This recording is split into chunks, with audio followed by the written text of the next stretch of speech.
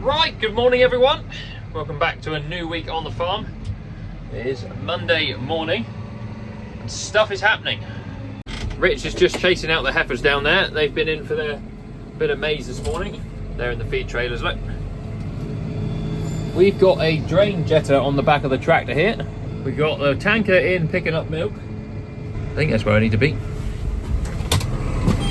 Yeah, glorious morning, look. Beauty. I'll take you into the depths of the parlour quickly. I'll show you why we've got a drain jetter on the back. You see all that water? That is a flood.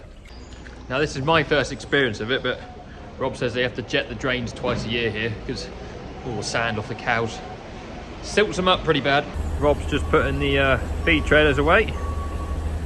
Just tuck them in the gap between the two sheds there after we let the heifers out. Got a bit of an issue with the Manitou as well. I'll show you that in a bit. We're filling up an IBC. It's all happening. Right, jetting is a go. So we're now working out of this manhole. The parlour looks in absolute state, but Richard has done a very, very good job of shoveling all the muck out of there. As you can see, got himself a nice pile over there. The problem is all these drains, so that one back there, this one here, all lead into this manhole. That then runs the length of the parlour down to where Rob and Rich are down there, but pretty well level, and then out into the dirty water system. And as you can imagine with the sand, it just chokes it all up. So the last sort of couple of days, the drain at the back of the parlour there's been getting slower and slower to the point where it just stopped this morning. Oh goodness. Oh yeah, I get all the clean jobs. Yes. Yeah, I'll go back to my nice office. So clean. That's your fault for having the weekend off. Poor guy. I've been doing this even over the weekend on. Yeah, sure, why not? He'd have probably done it yesterday, yeah. Yes. Right, good morning. It is now the next day. I realised I didn't really do a very good job of explaining with what we were doing yesterday. What we've done is made my life so much better. I can wash down the parlour now without causing a flood in the pit because of what we were doing. So when I washed down yesterday morning, the pit was flooded. This drain was, that drain there wasn't blocked. That drain there leads into this manhole. But yesterday, about half the pit back that way was flooded, and in like 6 or 7 inches of water, and it just gets really, really mucky. Whereas now, you can see we've got a bit of sand down here. I cleaned most of it out last night, took up all the mats, shoveled out all the sand. Yeah, it's made my quality of life much better. Since the guys have been on sand here, so they used to be loose housing, now they're on sand cubicles. You obviously get the problem with sand settling out in drains or whatever. So Rob and Rich bought their own jetter to keep the drains clear, because you get someone in twice a year to do it, like they were, 500 or 600 quid a time. Well, that pays for the jetter in 12 months, so makes sense. And ironically, we had a load of sand turn up last night, so a big pile of grey stuff, whilst we were trying to jet the drains. The guy said, I couldn't get hold of anyone. I said, well, yeah, we were sorting out the drains because they're full of sand.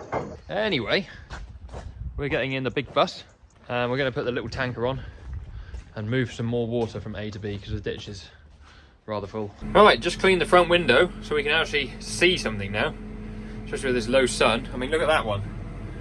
That's what the window did look like. Now we're on that. Beauty. Right, to the ditch. I'm glad I cleaned that window. I mean, look at that one. That's the difference. It's like 4K, 360p.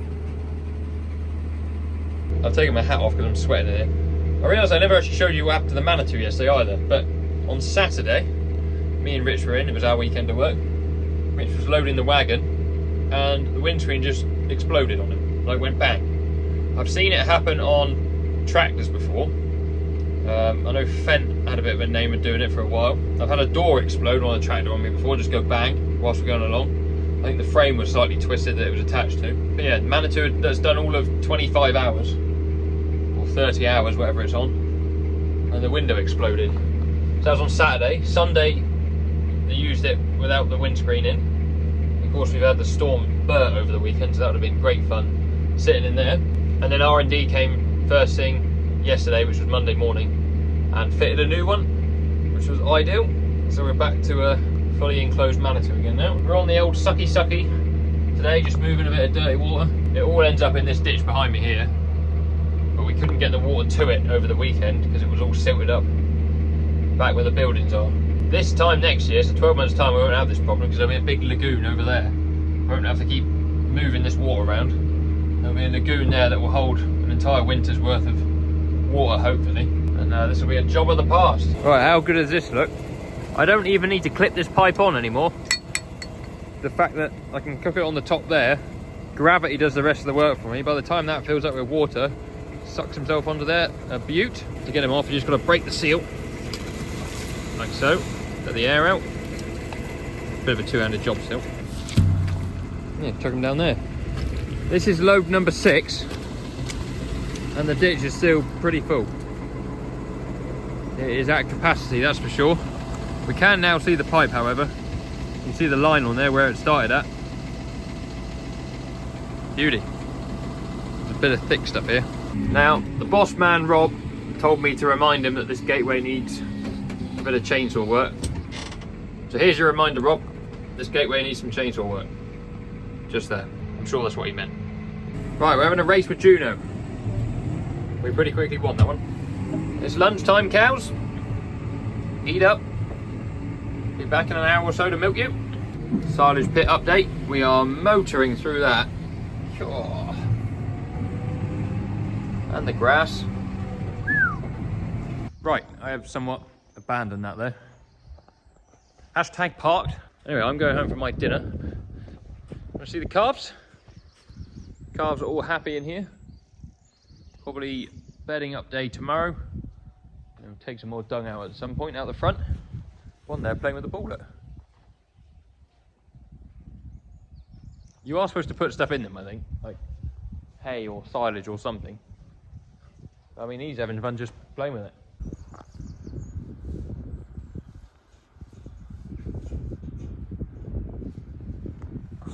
Right, the story of the Manitou.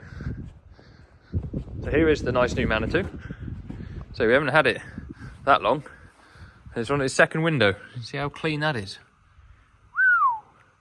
No idea why it decided to go bang, but it did. Luckily, R&D had one. They come and fitted it pretty swiftly. That can't have been much fun loading the wagon on Sunday morning with no window. I'm glad I was in the parlour. Anyway, 8 very demoralising loads of dirty water shifted.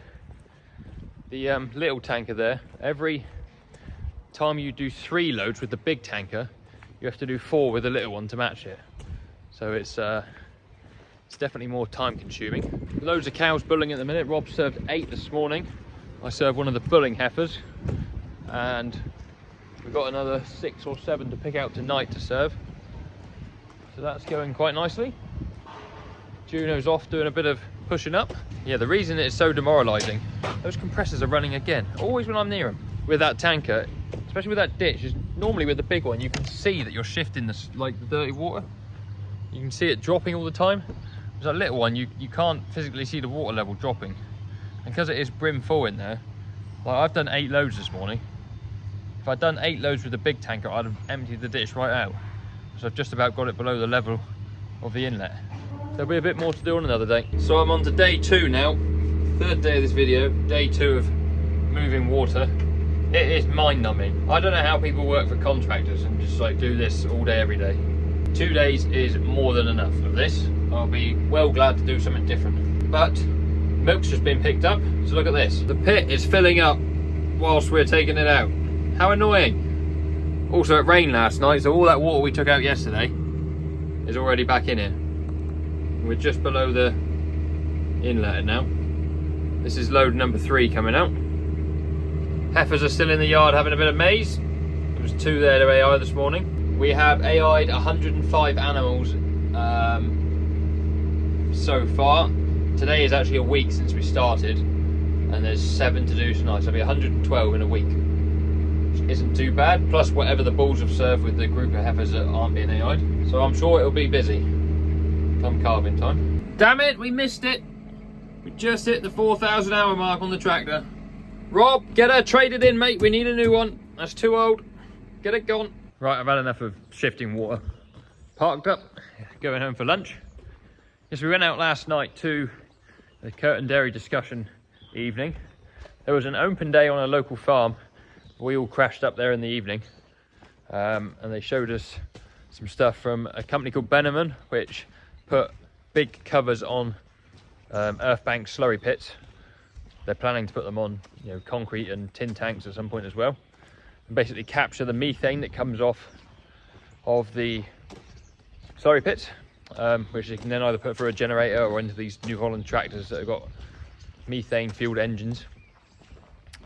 And also Stuart Hex Engineering, he had some of his equipment up there, so he deals in Red Rock and Mastech. So the tanker, we've got the big one with the dripper on the back, that came from him, and he deals in some other stuff as well. So they sort of combined the two stuff and had a bit of an evening. We had a pasty and a couple of cups of tea, and it was nice, and also got to have a look around the robots on the farm that was hosting it. So that was a good evening. I probably should have taken some pictures, but I didn't.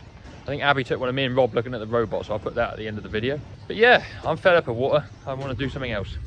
I'm gonna go and have some lunch, come back and do some milking. Anyway, thank you for watching. Hope you've enjoyed the video. Don't forget to subscribe. We are so close to 20,000. I say it every video. But we will get there before the end of the year, I am sure. But yeah, see you on another video very soon. Cheerio.